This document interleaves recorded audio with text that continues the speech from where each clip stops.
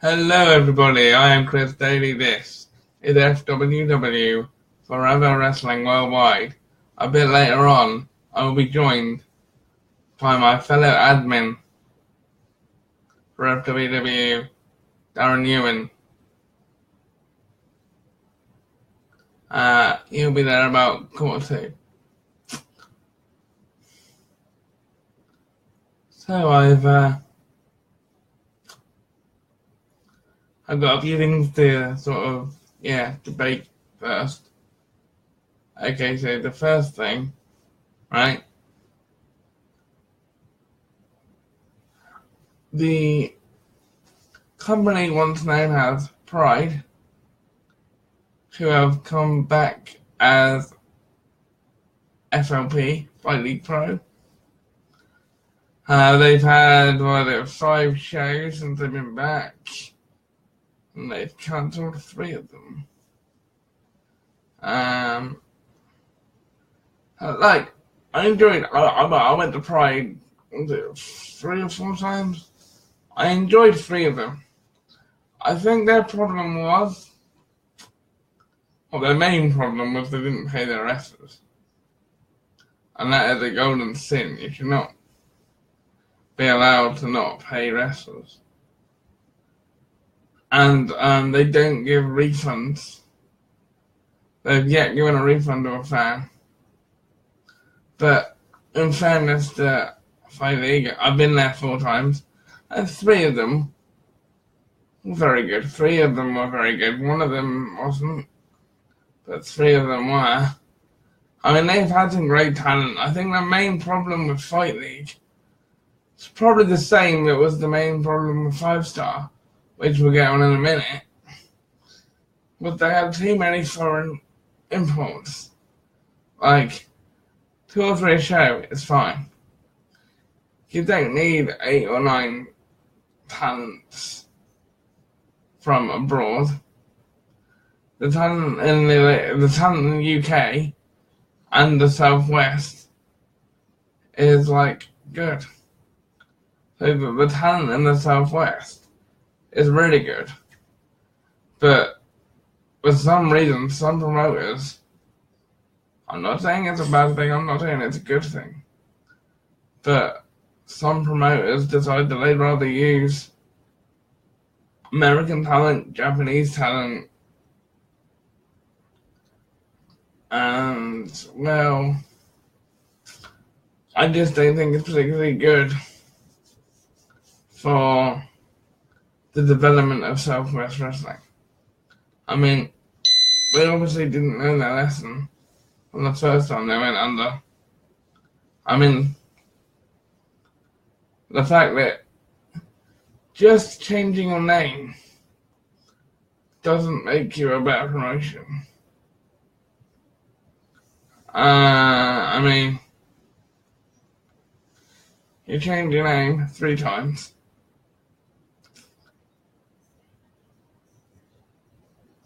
Yes, Terry, I'm a Man U fan. Yes. Yeah, I mean, in fairness, some other companies do use foreign imports, but they only use 1 or 2 a show, and the rest of it is local talent. And trust me, the local talent here is great. It's the talent I feel sorry for. When a company goes down, it's the talent that suffers. And, as we'll get on to Fight League, they also do a pretty decent job, actually, to hold it. But they get overshadowed by the Rob Van Dams, the Rey Mysterios. Yes, they're great to see. It brings me back to my childhood when I see them. But you don't need them to appear on every show. Maybe 2 or 3. And that'll be plenty. I mean, that's what boosts the price up. The ticket prices were quite expensive when I went to FLP, or what was Pride. So I tend now to go to either LEP in Torquay, CPW, which is in Cornwall, which is a fantastic promotion. Check them out. Most of their shows are at Bomb and Jail at the minute, but yeah, they're a fantastic little promotion. Cornwall. Most of their shows are 18 plus. If you want to check them out, they've got a YouTube site, so check them out.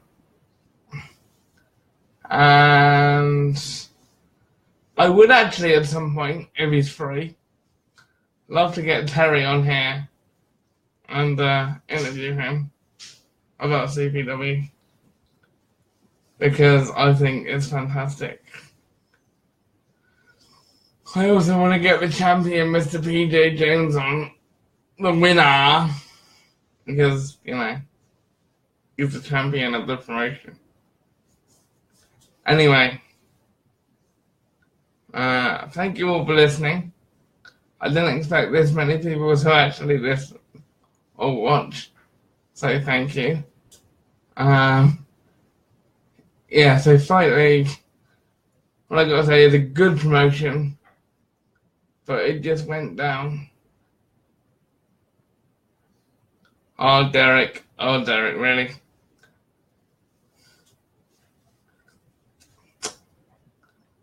Okay. So, I will now bring to you the gift of Darren Ewan. You have to be onto the Skype.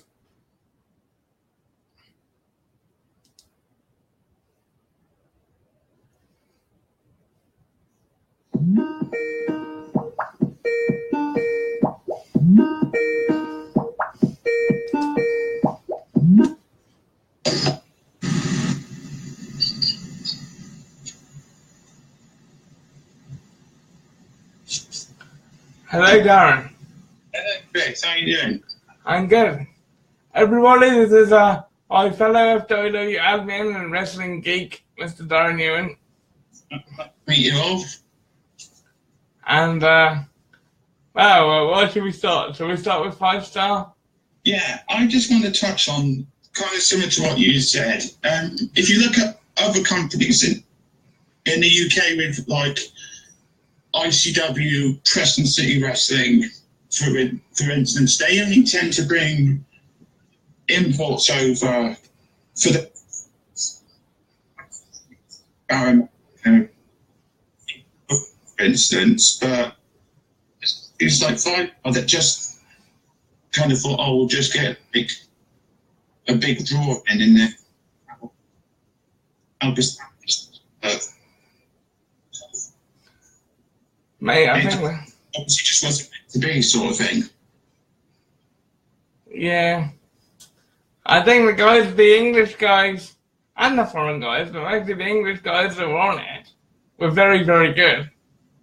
Obviously, I'm going to be biased. I'm from the Southwest. I think Eddie Bryan was fantastic. But the other guys were fantastic as well. The Zach Gibsons, the Rampage Browns. You know, I don't think... The other imports added something, but they weren't what we call essential to the promotion. I don't think, anyway. And I don't know what happened. They obviously hired too many, and they couldn't pay them, and they ran before they could walk, didn't they? Yeah, they ran before they can walk.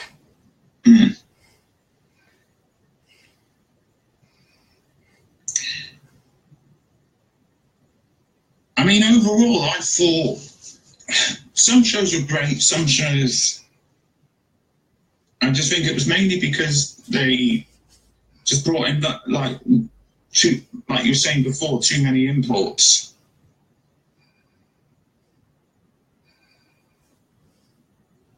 Yeah, the imports were just... There was about 8 or 9 of them. There didn't need to be that many, maybe 3 or 4. Mm-hmm. I mean, they were great imports, but they just didn't need them. I mean,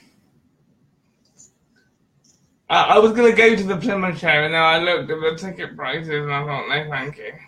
But I really... I really should have gone there. Someone who's I know, they went there and they said that the ticket prices, like you said, were extortionate.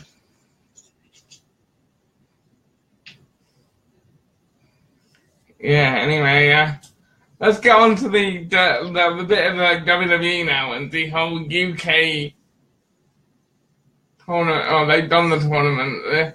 The UK TV show. I basically read earlier in the week, I can't remember what website it was, that they are edging closer to getting a weekly show sorted. They've signed who they call it the Big Five, which are Peter, Mark Andrews, Trent Seven, Tyler Bate, and Wolfgang, to sort of improve deals. Another one, they've signed for the UK deal, or the UK shows only. Rumoured is Zach Gibson. There's rumours about Joe Coffey. Yeah, I read all this. I'd love to see Zach Gibson there as well. Although the one thing I don't want them to do is make them WWE exclusive, because that means that the UK can't have those guys, and they're probably the best in the UK. Well, no, basically they're doing with Pete Dunne what they're basically doing. Not Pete Dunne, Zach Gibson, with what they've done with Pete Dunne, Wolfgang, Tyler Bate, and Trent Seven. They certain promotions, like obviously Progress, obviously ICW, Rev Pro. I'm just going to be like main ones that I know that they wrestle for. WCW, Defiant. None of them have. Well, Wolfgang's never appeared for Defiant. Zach Gibson has been the last number of months. But they stopped when they started doing the UK tournament. They basically said that was some reason WWE didn't want Pete Dunne, Tyler Bate, or Trent Seven not to appear for them, but I don't know. But which is a shame, because Pete Dunne at the time was in one of the better tag teams with Travis Banks. And WCPW with Travis Banks as the bruiserweight. Yes. So I think it'll be interesting. I've always thought it was going to happen. It was just always a more sort of a logistical sort of side bit. Do you think it's a good thing for the UK scene or a bad thing for the UK scene? Personally, I think it will be a good thing, because it will give. Because if you look at the fan access thing that WWE did last year, when they had some of the top UK talents over, they had people like Travis Banks over, Mark Haskins, obviously the ones that I just said. But I mean, I personally still think it will be a good thing for the UK scene, in all honesty. Yeah, it'll get more exposure out there, won't it, of the guys? But yeah, especially the ones that haven't really been in front of that sort of a crowd before. I mean, forget the UK thing for a minute. I think Pete Dunne is good enough to be on NXT on a regular basis. Or even Raw or SmackDown. He will be, obviously, in the next few weeks, because obviously he's with Roderick Strong. Didn't see NXT this past week. Originally, only Lorcan and Danny Burch, who, if you're more familiar with him on the UK scene, who was wrestled as Martin Stone, they were supposed to face Trent Seven and Tyler Bate, Mustache Mountain, and Tyler Bate picked up a knee injury, so subsequently they had to withdraw from the tournament. So then Roderick Strong pleaded with NXT General Manager William Regal to take part in the tournament, and Roderick Strong said it would be him and a partner of his choosing. So then so when they went down, when it went to the match against Odin Lorcan and Danny Burch, it was revealed that Roderick Strong's partner was going to be Pete Dunne. Do you think they'll win? I've actually read the spoilers linking up to TakeOver, but I won't spoil it. Sort of cliche, but I think they probably will, because I mean, the authors of Pain are about to go up to the main roster. I think I think he's one of those ones, much with the likes of, you know, the authors of pain and, you know, Andrade Cien Almas, then it's only a matter of time before they get that call up to the main roster. Yeah, okay. So I've just had a question from my friend, Mr. George Jones, right? And it's basically, how would we book WrestleMania? I mean, we could go on all night with that question. I mean, we're going to do a WrestleMania show anyway. But I would actually, the two main events, right, well, the two main events being Nakamura versus Styles, I would keep. And Lesnar versus Reigns, I would, but I would also add Samoa Joe to that. They get triple threat. Huh? What are your thoughts? For me, obviously, I think the matches I'm looking for, I mean, obviously, okay, sorry, Dan. definitely the match between Nakamura and AJ Styles. Quick question, right? Who do you think? I think I have an idea, but who do you think WWE would choose to be Braun Strowman's tag team partner? Now, I think most people I've seen comments of on various fan pages on Facebook, they've commented Elias. Now, for me, that just doesn't make... Elias should stay heel for a minute. I was thinking the Master of the 619 Rey Mysterio. I mean, I think I would rather them sort of build it, like tease it, and like, you know, tease turning Elias' face, then turning. I reckon it could be Rey Mysterio. But rather than just. Now the thing is, and I'm going to touch on that when I go through the New Japan card that they're doing in Vegas. He tore his, I think it's like his shoulder on a recent indie appearance for a company called Northeast Wrestling, because he was meant to appear on the New Japan tour show. He meant to wrestle Jason Thunder Liger, wasn't he? But now it's going to be Will Ospreay versus Jason Thunder Liger, isn't it? Which is still going to be one hell of a match. Huh? Oh no, absolutely. I don't, and I mean, I don't. You know, I completely agree with you on that. But I mean, obviously, you know, I mean, it's still going to be it's going to be probably a different sort of style if there's, you know, so. But I mean, and also we're starting to see who's going to be inducting who into the WWE Hall of Fame. Who's going to be inducting Mark Henry, do you reckon? That's a tricky one. Me and a mate were talking about that yesterday. I think D.A. Brown would be a good suggestion. We know that it's been announced today that Molly Holly's going to induct Ivory. And Edge and Christian are going to be inducting the Dudleys. Yeah. Yeah, I think D.A. Brown would be good to induct Mark Henry. Yeah. Now, the only thing that I don't get about them choosing just Edge and Christian in terms of inducting... I was thinking maybe it should have been the Hardy Boys as well. Have the Hardys as well. Yeah, that's what I was thinking. Because bearing in mind, you know, I was saying this to a mate of mine yesterday that it'd make more sense considering it was those three that really showed what good, solid, you know, good chemistry and good knowledge of putting together great matches were, because it was around the year 2000, because obviously it started with the Dudleys and the Hardys when they had the first ever tag team tables match at the Royal Rumble? 2000 Royal Rumble pay-per-view. Madison Square Garden, one of the best Royal Rumbles ever, in my opinion, but just saying. That main event between Cactus Jack and Triple H was...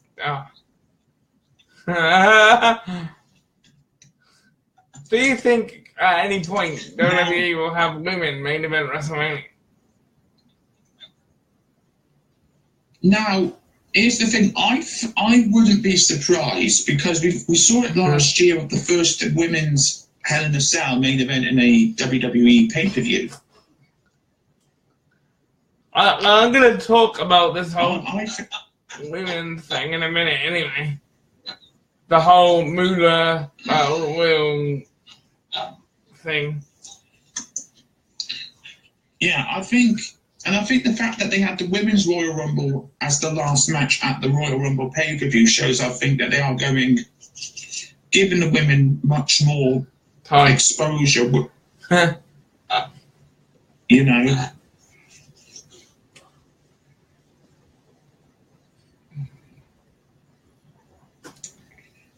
As regards who else who's going to be inducting who, I think you're probably looking at Eric Bischoff in terms of inducting Goldberg.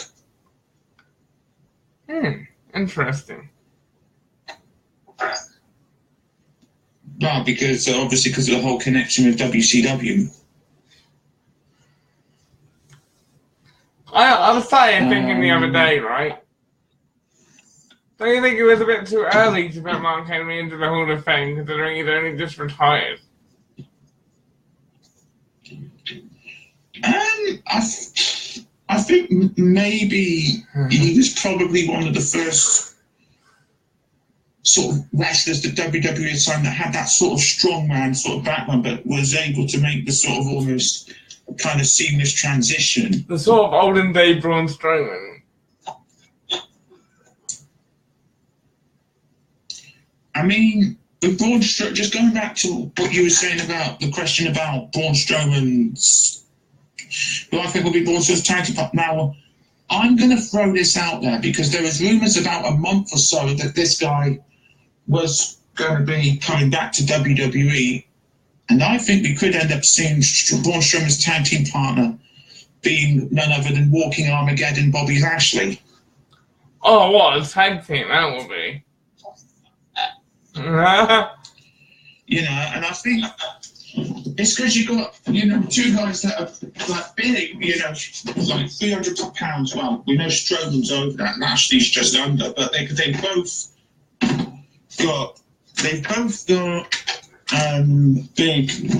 both big, but they've also got that explosive sort of speed. Yeah. I mean, Braun Strowman. Now, I think the closest person I can, in the UK scene, the closest bloke that I can sort of resemble Braun Strowman to is probably Dave Mastiff. Because they're both big guys. And I would say probably the nearest in terms of size. Now, what I just want to quickly go through is just the New Japan, the Strong Style Evolve card. It's a card that New Japan have got coming up actually tomorrow. Okay, yeah, then take it away. Okay, the opening match will see the Ring of Honor World Six-Man Tag Team Champion SoCal Uncensored of Scorpio Sky, Frankie Kazarian, and Christopher Daniels against Rocky Romero, Yo, and Show. Roppongi 2K.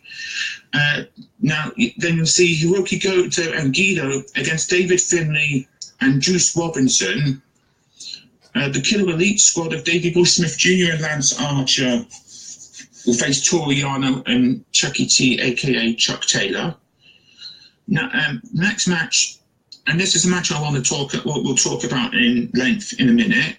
It'll be Cody and Marty Scurll against Tama Tonga and Tonga Loa, the Gorillas of Destiny. Aren't they all in the Bullet Club?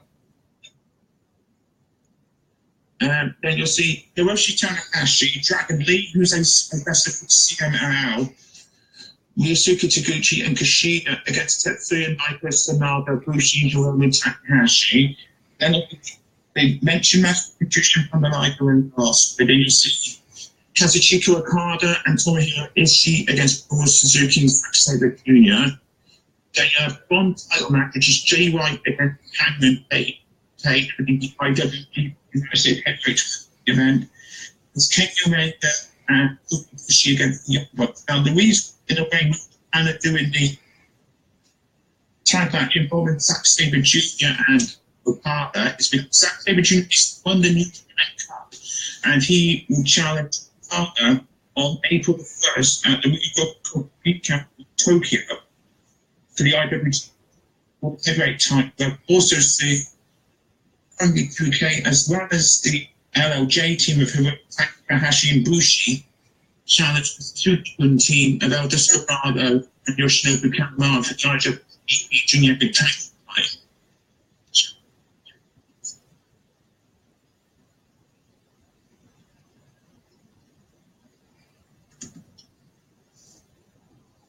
Yeah, that seems like a really good card, actually. I mean, considering that the only change, obviously, they had to make was the one involving Ospreay and Ospreay coming in for what I kind of was hoping they could have done, maybe, is have a three-way of Liger, Ospreay, and Rey Mysterio, considering that how epic the match that Liger, Ospreay and Mysterio had on the World Cup that defiant when it was WCW did. Yeah, that was really good, actually, that match. I also like Kushida. Here's a good question for you, like, pick one guy that's from the Indies right now that you would sign and put straight on Raw or SmackDown. Forget NXT.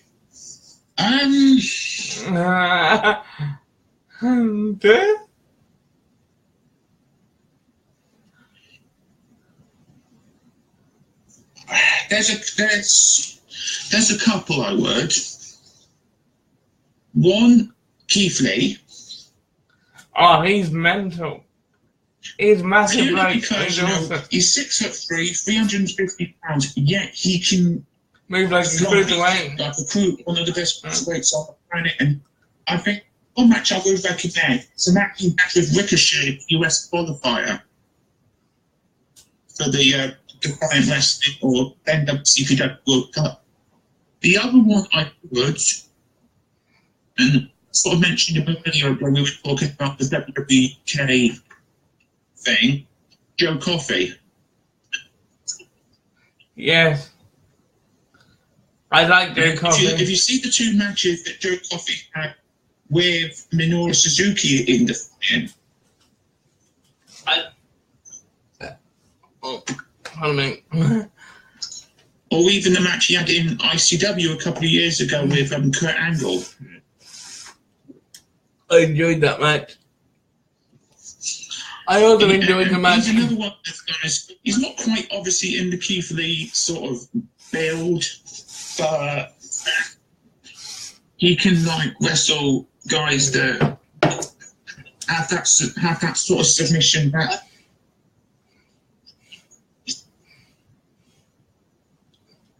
Yeah. Okay, so talking about submission backgrounds, I think the one guy take out the New Japan now straight away, put on probably SmackDown, will be Zack Sabre Jr. because I think that guy is just awesome in every way. He could definitely hold his own against anyone on that roster. In fact, I'm putting that out there now. He's going to be the one that ends Okada's reign as champion. Oh, yeah. I mean, luckily, I had the pleasure a few years ago watching Zack Sabre Jr. for All-Star Wrestling in a great match that he had with El Ligero. Yeah. Which, for me, was a bit strange, purely because, at the time, Zack Sabre Jr. was more or less competing on a regular basis for Pro Wrestling Noah at the time, where he had a couple of reigns as co-holder of the junior Vic tag team titles over there, and then.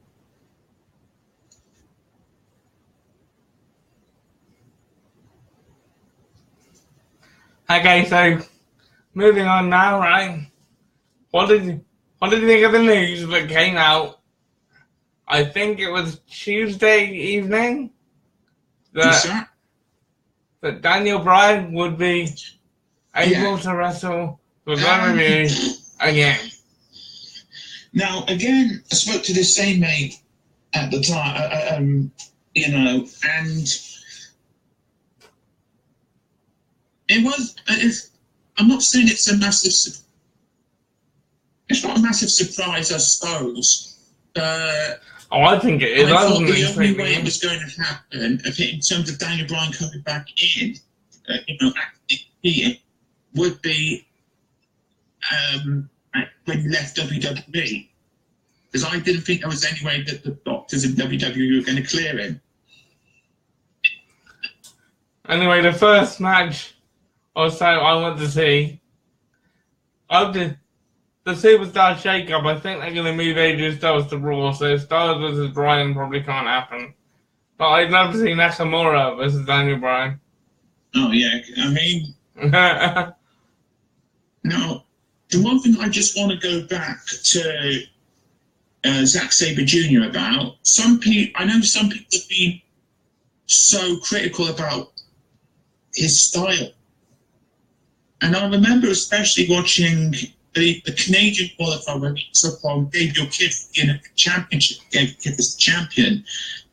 And some of them were saying he needs to do a lot more high risk moves. But the thing is, my argument is, why change something that has made you one of the best wrestlers, if not the best pound for pound on the planet, regardless of what weight class you're in? Yeah. So, we now know that Ethan Carter, well, EC3, has now officially been fired and on TV. After being fired from Impact Wrestling for a month, maybe 2 months now, he's actually officially been fired on TV now. To be fair, just going on to EC3, we knew he was going to. It was obvious he was going to be, given the fired briefcase for Feast of Fire, because obviously they panned to him in the crowd.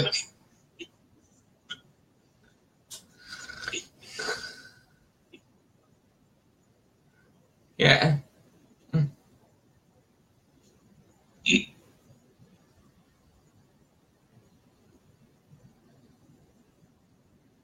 Yeah, but to be fair, Chris, we kind of expected it was going to be him when he got shown in the crowd at the NXT TakeOver. Yeah, I was thinking that. Well, I was thinking that when they kept panning to him at the Impact, they kept screaming to him every 5 seconds.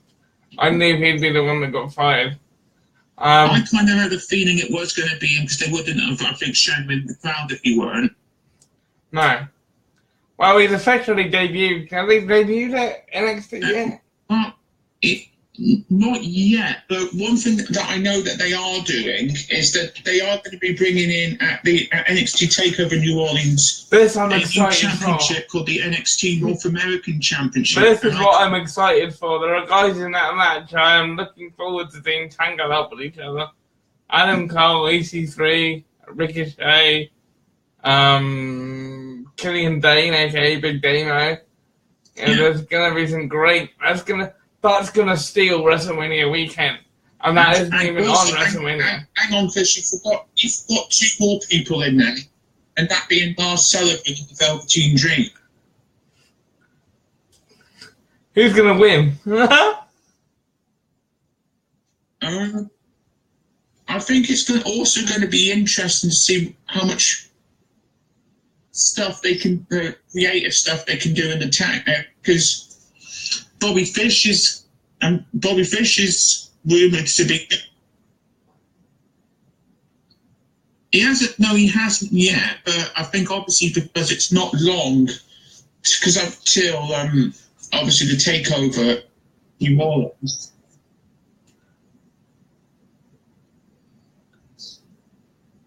Yeah. Yeah, I think Adam Cole's got this one. I think Adam Cole will be leaving WrestleMania with the NXT North American title. The one thing I can reveal what happens as far as the Dusty Rhodes Classic is that the finals whittle down to the Authors of Pain. Hang on. And Pete Dunne and Roderick Strong.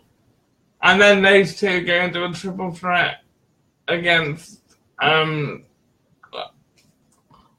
the Undisputed Era, or Red Dragon, or however you like to call them. Yeah, and because basically normally they would have the final of the Dusty Rhodes Tag Team Classic at the Takeover event. They decided to have it on the weekly NXT show, and then the Undisputed Era would come down and attack. And the reason why I'm saying I think that they'll lose the titles is because Bobby Fish is going to be out for 5 to 6 months with a knee injury. I also tend to think that Authors of Pain will probably show up on the Raw after WrestleMania. I think they'll be better off probably.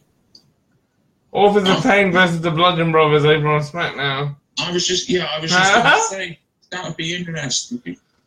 They're the only team, well, with the exception of possibly War Machine, they are the only team that could probably stop the team of Eric Rowan and Luke Harper, because at the moment they are on a tear. I remember seeing on the comments when it was announced that War Machine had, started, training down at the performance setting that WWE don't need any more taggers. But when currently they're splitting up the bar after WrestleMania. And Cesaro is going to be getting a main event push after WrestleMania. So. I think he will. I think Cesaro will. He's too good. And I think back to the match he had with John Cena for the US title a few years ago. Because Sheamus is carrying an injury as well, isn't he? So. Yeah, I think it's like a neck or back injury or something. And they're putting in a match with Braun Strowman. Got that brain. He's got a neck injury and they're putting him in a match against probably the biggest guy in the company.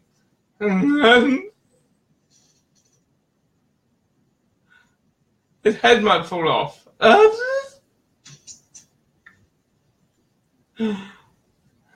Yeah. So, is there anything else you'd like to talk about? It'll be. I think also it'll be interesting to see which NXT wrestlers that WWE bring in for the 2 Battle Royals. Because obviously last year we saw Killian Dane in the Andre the Giant Battle Royal. The year before it was Baron Corbin. I'm making a prediction now that Ember Moon will be in the Women's Battle Royal and she will end up winning it and going to SmackDown. Because she's going to lose the NXT Women's title, I have a feeling, to Shayna Baszler at TakeOver. So, she'll probably end up on SmackDown after WrestleMania.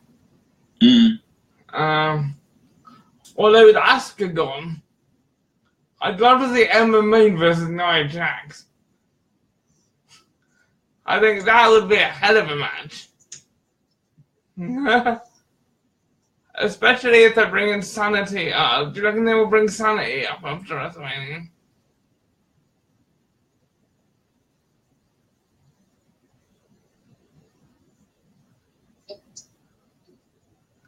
Now, one thing I'd just like to mention is Ring of Honor, they've announced the main event for their Masters of the Craft event. Now, they've had this before, but the match is called Defy or Deny. Basically, it's going to be a fatal four-way between the Marty Skrull, the Ring of Honor World Champion Dalton Castle, Punishment Martinez, and the BSC Bruiser. So basically, basically, if Dalton Castle wins, whichever person he pins or submits, that person cannot challenge for the title while he's the champion. Whereas if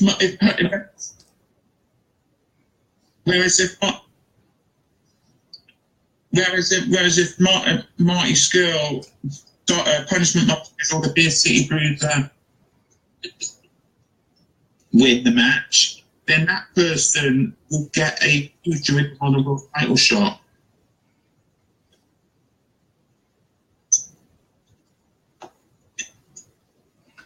I think Marty Skrull versus Dalton Castle's coming up, you know. Yeah, it's part of their Supercard of Honor show for which is in New Orleans, funny enough, and they've also added for this Masters of Craft show Jonathan Gresham against Jay Lethal, as well as Matt Taven against Cody in a first blood match. Hang on, Matt Taven from the Kingdom versus Cody, yeah? Yeah. So the Kingdom are still heels, or are they going heel versus heel?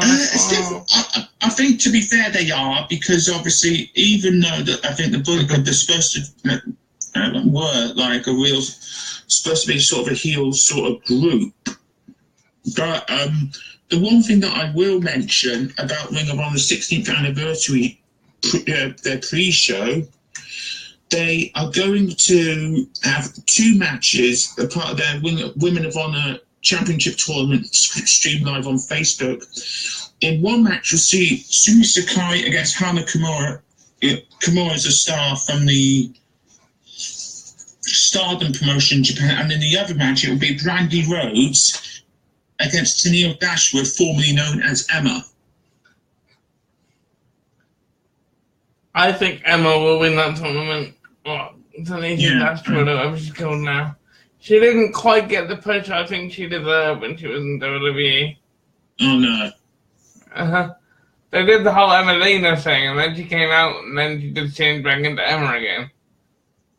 And that was the weirdest segment I've seen since Dusty Rhodes came out as... Sorry, Dustin Rhodes even. Then they came out as 7, and then so they didn't want to be 7 anymore. He was 7 for about 10 minutes.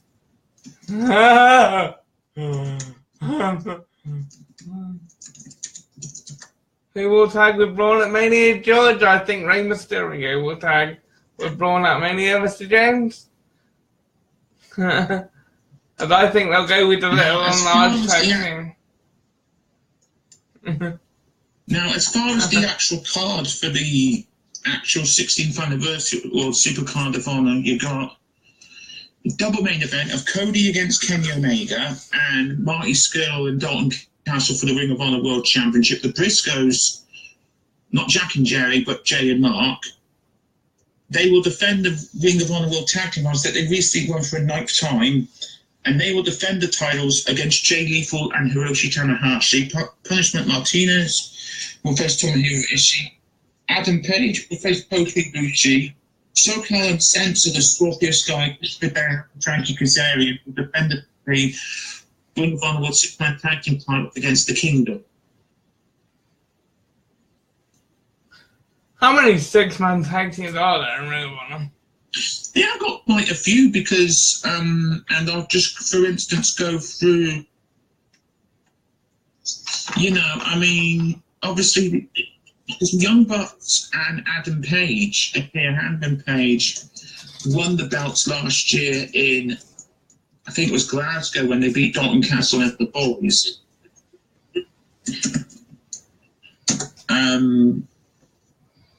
Because, you know, because they obviously had a tournament, which the Kingdom, you know, they were the first ever 6-man tag team champions. Then TK O'Ryan breaks his leg in a defense against Bully Ray and the Briscoes. So the teams were, originally it was meant to be Leo Rush, Jay White, and Kushida. Now, then ACH, well, no, it was originally ACH, Jay White, and Kushida. And then I think Leo ACH, I think it left Ring of Honor for some reason, and then you had Christopher Daniels, Frankie Kazarian, and Kamatachi, who's otherwise known as Hiromu Takahashi, the Briscoes and Toriano, the Bullet Club of Adam Cole and the Young Bucks, the Cabinet, which was Caprice Coleman, Kenny King and Rick Tars, with Jason Kincaid, Leon St. Giovanni, Shahim Ali, the Kingdom, and Team CMLL, which was Ultimo Guerrero, Shigeru Okamura, and Hechichero.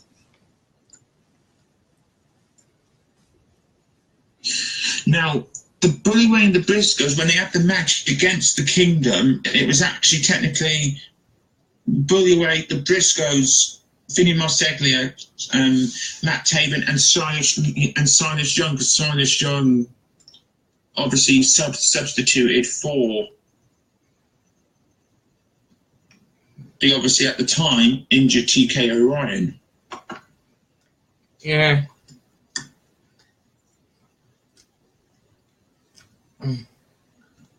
So what company is best to watch currently in a minute now? I mean, I think there's ones like, if you can, ones like obviously New Japan, ICW, Ring of Honor especially, because every Thursday they show like matches from their Future of Honor branch, which is like, sometimes you'll see like something like the more like the veterans of the indie scene, or some like the young up and coming wrestlers that you wouldn't necessarily have heard of. Is it their version of NXT then? They haven't. I mean, the last, a decent one match that they did have a Future of Honor match from, I think it was Liverpool, where it was the boys, the two guys that accompanied Dalton Castle, against Chris Brooks and Travis Banks. What a match! Chris Brooks, Travis Banks, CCK. Yeah, well, 2/3, yeah. With Kid Like Us. Who seems to have remarkably... No, it was Chris Brooks and Travis. It was Chris Brooks and Travis Banks, because obviously at the time they were the, I think, Rev Pro Tag Team Champions.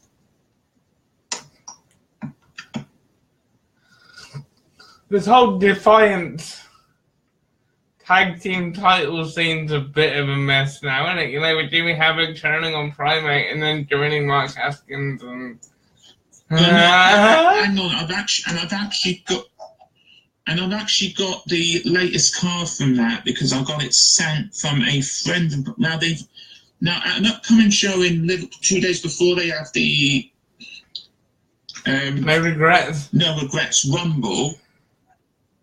2 days before that, they've got a match where it's Nathan Cruz against Justin the Hammer Sizem, where the winner both fantastic wrestlers compete in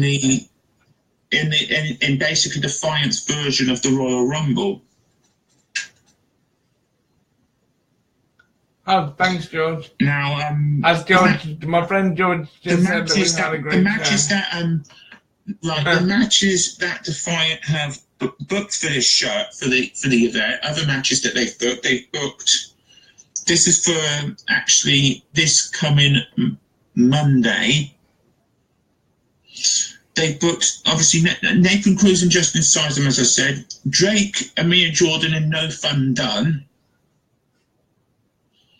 Got Gabriel Kidd against Martin Kirby, Rampage against Del Ligero, Kaylee Ray against Millie McKenzie for the women's title. Got Ozzy Open, Jimmy Abbott, Mark Haskins, and Joe Coffey, BT Gunn for the tag titles, and Walter against David Starr. Now, interesting thing, Walter has never lost in 10 meetings to David Starr, and what this match, it's going to be the cream in your coffee. No disqualifications, no time limit. Your favourite wrestler's favourite wrestler. For those that don't know Walter, the King of Walter is the current Walter is the current Progress Atlas champion. He's also tag team partners involved with Timothy Thatcher in Team Ringkampf.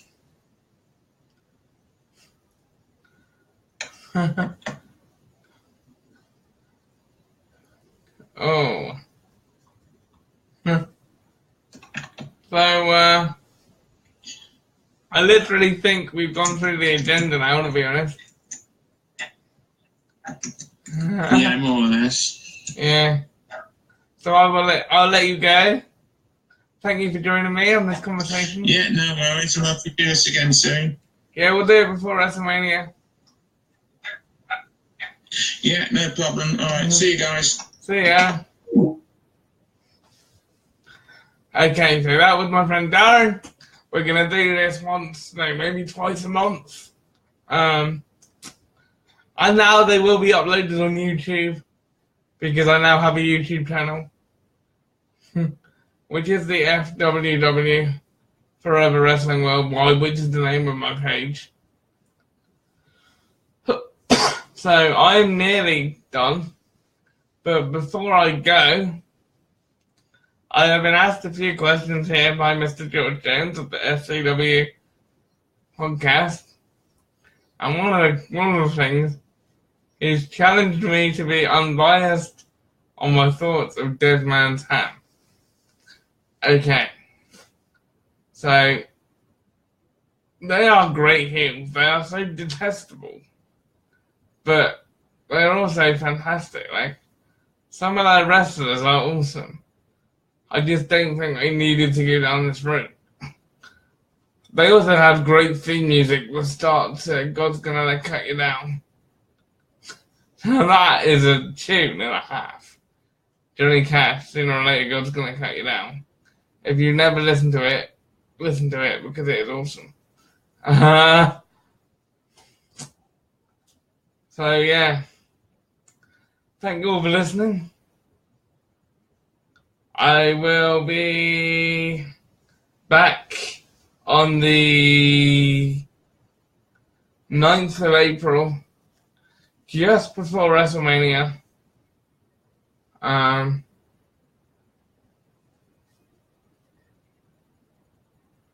No, hang on, it's the 8th of April, isn't it? Yeah, I'm back on the 8th of April, because WrestleMania is on the 9th.